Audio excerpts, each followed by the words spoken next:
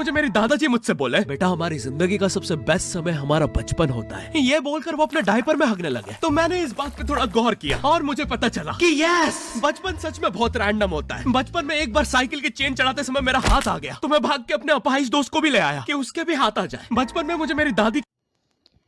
Video को like and subscribe जरूर करें। लाइक करने में कोई कंजूसी ना करें। लाइक के साथ शेयर भी करेगा, कमेंट भी करें। ठीक है, तब तक के लिए बाय बाय। इसमें से कौन सा वीडियो अच्छा लगे जरूर बताना, फिर हम दोबारा से बनाएंगे। का चरित्र सही नहीं लगता था क्योंकि वो मुझे डेली नया तारा दिखा के बोलती थी वो तुम्हारे दादाजी है। बचपन में मैं थोड़ा भोला भी था, ऐसे फालतू किसी को उंगली नहीं करता था, वरना फिर मैं 9 तक ही गिन पाता था। एक तो तब कोई भी आके गिनती पूछ लेता था, और उंगली करते समय गिनना कितना मुश्किल होता है पता है। बचपन में मैं और मेरा भाई हमेशा WWE देख के लड़ते थे क्योंकि माँ बाप की चाहते लड़ने लायक थी नहीं। एक तो मेरा छोटा भाई बचपन में बहुत शांत स्वभाव का था, बेचारा स्कूल में भी सीनियर से बुली होता था। हाँ, वो सीनियर मैं ही होता था।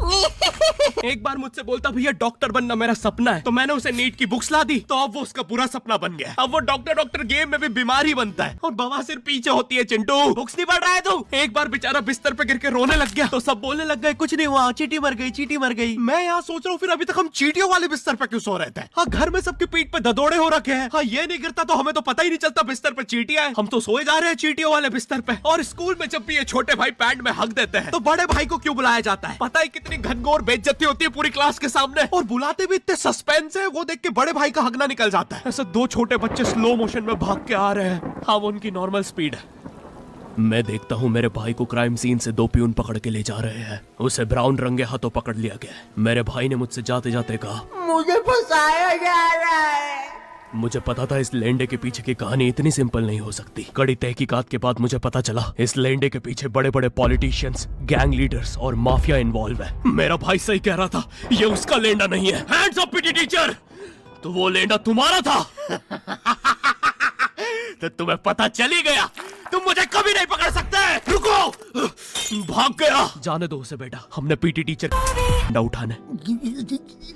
लेंडा आपकी नजदीकी सिनेमा घरों में पड़ा होगा तो देख के पैर रखना। ये चैनल पे जितने भी अजीब और गरीब चीजें तुम देखते हो, ये मैं और मेरे भाई की लाइफ में हमेशा होती रहती है, और इसलिए हमने ये चैनल नॉट योर टाइप बनाया था। मेरे भाई ने कहा तू बोल और मैं एनिमेशन करता हूँ, और लो बन गया नॉट योर टाइप। आपके अरे अभी भी लेंडा लगा हुआ है। बचपन में बोले जाते थे कि तुम जितने दांत तकिए के नीचे रखोगे तुम्हें उतने ही रुपये मिलेंगे। तो मैंने दादी की 32 ही रख दी, तो मुझे 32 रुपए मिले। वो 32 ही 7,000 की थी। जो पिटा हूं ना मैं घर पे, साली स्कैमर दांतों वाली परी चांदी का दांत ले जाके 1 रुपया देती है। दांतों से याद है, बचपन में सब सूखा बॉर्नविटा खाते हैं क्योंकि दांत दूध के होते हैं। ठीक है, ये वाला जोक हटा दूंगा। बचपन में मुझे चुड़ैलों से बहुत डर लगता था। एक बार मुझे चुड़ैल के पैर के निशान दिखे तो मैं उल्टा भागा, पर फिर मैं चुड़ैल के ही घर में आ गया। हाँ, मैं पट्टी में भूल गया था उसके पैर उल्टे होते हैं, तो फिर मैंने सोचा इसका पीछे से सर फोड़ देता हूँ। सर फोड़ने गया तो वो उसका मुंह निकला। फिर से भूल गया कि साली चुड़ैलों के बाल भी मुंह पे होते हैं। आदमी को पता चले तो चले कैसे। जब मैं छोटा था नींद में बिस्तर भी बहुत गीला करता था। मेरी मम्मी हमेशा गुस्सा करती थी कि सोने से पहले सुसु किया कर। अब उन्हें कैसे बताऊं, फिर गीले बिस्तर में मुझे नींद नहीं आती। बचपन में मुझे गुस्सा भी बहुत आता था, तो मेरी मम्मी ने मुझे एक रेड स्टोन की अंगूठी पहना दी, और सरप्राइजिंगली उससे मेरा गुस्सा इतनी जल्दी उतरने लग गया क्योंकि अब मैं जब अंगूठी पहन के लोगों को पीटता था तो गुस्सा इतनी जल्दी शांत होता था। वैसे ये अंगूठी मुझे एक बाबा जी के आश्रम से मिली थी। जब मैं वो आश्रम में गया था, वहाँ एक बहुत ही हॉट सी बंदी मुझे देख के बार बार स्माइल करे जा रही थी, तो मैंने भी मौके पे चौका मारा और जल्दी से अपना नंबर पेपर पे लिख के उसकी तरफ फेंक दिया। वो बंदी ने भी बड़े प्यार से मेरा नंबर उठाया और खा लिया। अरे भाई, उसको भूत लगे, वो तब से सबको स्माइल दे रही है। हम भी सुबह से नंबर फेंक रहे हैं, अभी तक 2 किलो पेपर खा गई है। हाँ, अब तुम्हें भी ऐसे रैंडम भूतों या स्ट्रेंजर्स पास नंबर ना फेंकना पड़े प्यार के लिए, इसलिए आओ हैपन पे चले। यहाँ तुम्हें मिलते हैं तुम्हारे कॉमन इंटरेस्ट के लोग।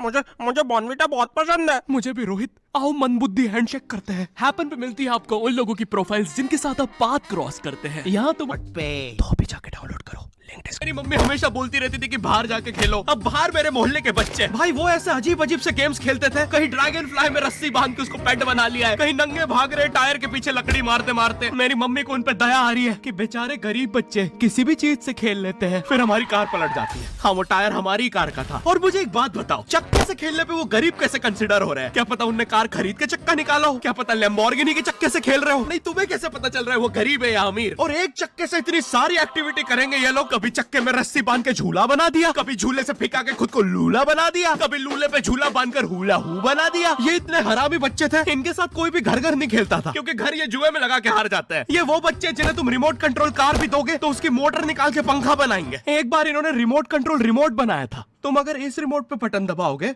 तो इस रिमोट पे बटन दबेगी, बस। ये लोग मकर संक्रांति के दिन पतंग भी लूटते थे दुकानों से। पतंग से याद है, मैं बचपन में अपने दोस्त जनक के साथ बहुत पतंग उड़ाता था। जनक गुजराती था और गुजराती लोग तो बहुत बड़े पतंगबाज होते हैं। वो लोग गला काटने के बाद भी काहे पोचे चिल्लाते हैं। जनक मेरे घर पे इतना बड़ा गिर्रा लेके आता था पतंग उड़ाने। उस पे पता नहीं कितने 1000 किलोमीटर का मांझा लपटा होता था। हम दोनों का सपना था उस गिर्रे की पूरी ढील देना। एक बार तो गिर्रा खाली होने ही वाला था, पर वो पतंग आर तो घूम के हमारे पीछे से आ गई। हमने हमारी पतंग काट दी। तो इस बार हमने सोचा पतंग पूरी परपेंडिकुलर उड़ाएंगे, स्ट्रेट। हमने 2 घंटे ढील दी। वो मांझे में वेव सिग्नल आने लग गए प्राचीन भाषा में। हमें लगा हमने एलियंस ढूंढ लिया, बट फिर धीरे से वो सिग्नल क्लियर हुआ। हमें पता चला हमने कोई नासा का 100 मिलियन का टेलीस्कोप काट दिया। पतंग नीचे ले, टेलीस्कोप काट दिया।